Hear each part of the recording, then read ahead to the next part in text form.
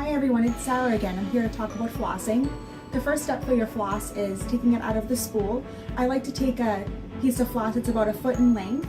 I then wrap it around my middle finger and move to my teeth. I take the floss and put it slightly between my teeth. Before I move the floss all the way down, I like to hug the floss like a C around my tooth. I then bring the floss all the way down and then lift the floss slightly up and then do the same on the other side. And as you move along your mouth, you want to change the section of floss that you're using because you don't want to take the bacteria and debris from one area to the other. So I have a fresh piece of floss right here.